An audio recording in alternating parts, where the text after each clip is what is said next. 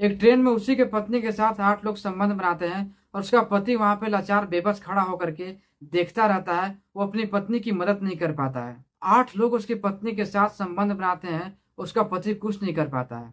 और ट्रेन चलती रहती है, ट्रेन रुकती नहीं है। जब तक ट्रेन रुकती है तब तक उसकी पत्नी की हालत बहुत खराब हो जाती है। वो लाचार पति अपनी पत्नी की मदद नहीं कर पाता है। एक पत्नी अपने पति को अपना भगवान मानती है, अपना रक्षक मानती है, अपना हीरो मानती है। वो जब अपने पति के साथ होती है तो अपने आप को सेफ महसूस करती है। लेकिन यहाँ पे ऐसा नहीं होता है। उसके पति के सामने ही उसके साथ 8 लोग संबंध बनाते हैं और उसका पति कुछ नहीं कर पाता है। वो लाचार बेबस खड़ा होकर सब कुछ देखता रहता है और बस रोने के अलावा उसके पास कोई दूसरा चारा नहीं होता है। एक ट्रेन महाराष्ट्र से चल के आती है और औरंगाबाद जिले की गतिपुर इलाके की रेलवे स्टेशन पे जाकर रुकती है।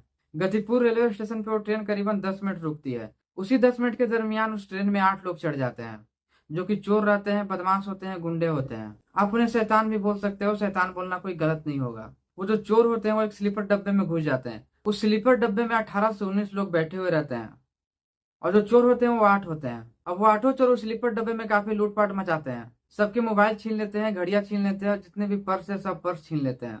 तो उसी ट्रेन में एक हस्बैंड वाइफ सफर कर रहे होते हैं। एक चोर की नजर उन हस्बैंड वाइफ पे भी पड़ती है।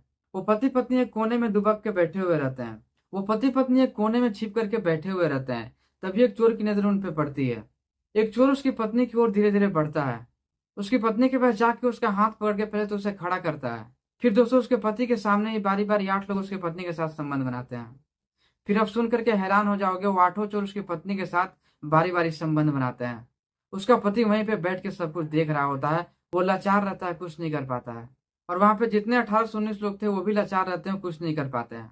मेरी एक छोटी सी रिक्वेस्ट आपसे ये है कि इस वीडियो को आप लास्ट तक देखना, क्योंकि हम सभी ट्रेन से सफर करते हैं। तो हम सबको ये जानकारी होनी चाहिए कि कब कौन कहाँ कैसे ट्रेन में घुस सकता है और कैसे किसी के साथ वो गलत काम कर सकता है।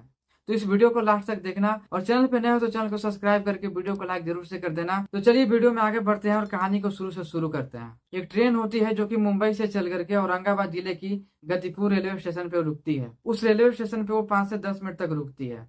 तब तक एक स्लीपर बोगी में कुछ चोर चढ़ जाते हैं। वो लोग स्लीपर बोगी में तो घुस जाते हैं, लेकिन घुसने से पहले वो लोग कुछ ऐसा हंगामा नहीं करते हैं। वो लोग शांति से बैठ जाते हैं। जब तक ट्रेन चलती नहीं है तब तक वो लोग ऐसे ही बैठे रहते हैं। जब ट्रेन अपनी गति बनाती है, वो करीब 100 किलोमीटर की रफ्तार पे चलती है, तब ये लोग गुंडे अपनी हरकत में आते हैं। दोस्तों ये जो चोर होते हैं सारे यात्रियों के जो सामान होते हैं उसे छीन लेते हैं और जितने लोगों के पास मोबाइल फोन थे सबके मोबाइल भी छीन लेते हैं। अब उस ट्रेन में सबके सब तो डरपोक नहीं होते हैं। कुछ लोग ऐसे होते हैं जो कि आवाज उठाते हैं। तो लोग आवाज उठाते हैं तो उन्हें चाकू दिखा करके और गन दिखा करके डरा दिया जाता है। वो लोग जैसे ही चाकू और गन देखते हैं तुरंत डर के बैठ जाते हैं और लोग दोबारा से कुछ नहीं बोलते हैं। वो लोग शांति से बैठ जाते हैं। अब सारे लोग डर जाते हैं, सहम जाते हैं। कोई कुछ बोलने का हिम्मत नहीं करता है। जब 8 चोर सारा चोरी का सामान एक जगह समेट करके रख लेते हैं, तब एक चोर की नजर एक पति और पत्नी के ऊपर जाती है। उसकी पत्नी को वो चोर हफ्सी नजर से देखने लगता है, उसे हवस की नजर से देखने लगता है। उसकी पत्नी देखते ही निगाहें नीचे कर लेती है। पति भी थोड़ा सा डर जाता है, सहम जाता है और अपनी पत्नी को कस के पकड़ लेता है। और पत्नी भी अपनी पति को कस के पकड़ी हुई रहती है। वो चोर अपनी हवस में पूरी तरीके से अंधा हो चुका था। पहले तो उसके पति को बुरी तरीके से वो लोग मारते हैं। मारने के बाद उसके पत्नी को उसके पति से अलग करते हैं। दोस्तों उस ट्रेन में 18 से 19 लोग थे। वो लोग कुछ नहीं कर पाते हैं क्योंकि उन लोगों के पास गन होता है, हथियार होता है। सारे लोग निहत्थे बैठे हुए होते हैं। कौन अपना जान जोखिम में डालना चाहेगा? दोस्तों कोई हिम्मत नहीं करता है उनसे पंगा लेने की। दोस्तों उसके पति को बुरी तरीके से मारा जाता है। इतना मार देते हैं उसके पति को कि वो चल भी नहीं पाता है। देखो लुटेरे और शैतान में कोई अंतर नहीं होता है। लुटेरे जब लूट का माल लूटते हैं और उसके सामने कोई आ जाए तो उसे मारने में जरा भी संकोच नहीं करेंगे वो लोग।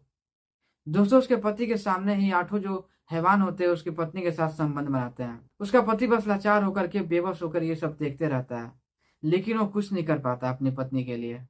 जरा सोच के देखिए, उसके पति के सामने उसका पत्नी का रेप किया जा रहा है। कैसा फील होता होगा उसे? वो अपने आप को कभी माफ नहीं कर पाएगा। वो अपने पति के साथ होती है तो अपने आप को सेफ महसूस करती है कि मेरे पति मेरे साथ है, मुझे कोई टेंशन नहीं है, किसी बात की टेंशन नहीं है।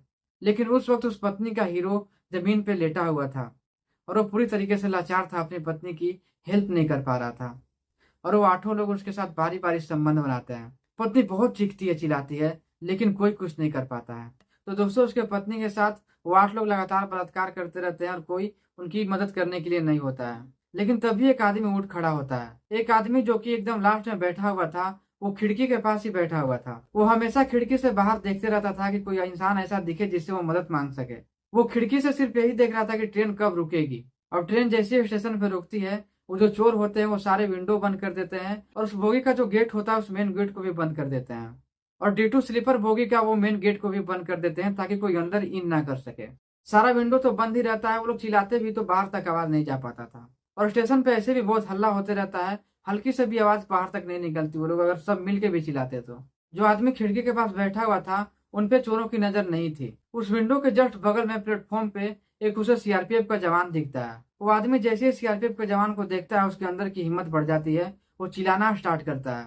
लेकिन एक दो बार वो चिल्लाने की कोशिश करता है, सीआरपीएफ की जवान के पास उनकी आवाज नहीं पहुंच पाती है। तभी वो एक बार जोर से चिल्लाता है और अपने हाथों को हिलाता है खिड़की के पास रख करके। अब सीआरपीएफ का जवान आवाज सुन लेता है, लेकिन उस जवान को ऐसा लगता है कि ऐसे कोई नॉर्मल सा बात होगा, ऐसी कोई खास बात है नहीं। फिर उस सीआरपीएफ का जवान अपना ध्यान उनसे हटा देता है। फिर वो आदमी दोबारा चिल्लाता है। जब वो दोबारा से आवाज लगाता है तो फिर उनकी कानों तक उसकी आवाज जाती है। लेकिन इस बार सीआरपीएफ का जवान सतर्क हो जाता है और समझ जाता है कुछ ना कुछ गड़बड़ जरूर है। वो तुरंत बोगी के अंदर घुसने की कोशिश करता है। वो बोगी के अंदर घुसता है वो बोगी के अंदर घुसता है तो अपने साथ वो 7-8 सीआरपीएफ का जवान को लेकर अंदर जाता है। जब सीआरपीएफ का जवान अंदर इन करता है तो उसके पैरों की तरह जमीन खिसक जाती है। वो देखता है कि सारे लोग लाचार बैठे हुए हैं और सबके सामान छीने गए हैं और एक लड़की है जो कि नग्न अवस्था में पड़ी हुई है। ये देख करके उन सीआरपीएफ के जवानों की खून खौल जाती है। वो जो 8 चोर होते हैं उनकी पिटाई भी होती है और गिरफ्तारी भी की जाती है। वो जो सीआरपीएफ का जवान होता है वो खुश होकर के उस इंसान को सैल्यूट करता है। तो ये कहानी यहीं पे खत्म होती है। तो वीडियो को लाइक करके चैनल को सब्सक्राइब जरूर से कर देना। तो मिलता हूँ किसी ऐसी ही नई कहानी, नई स्टोरी के साथ।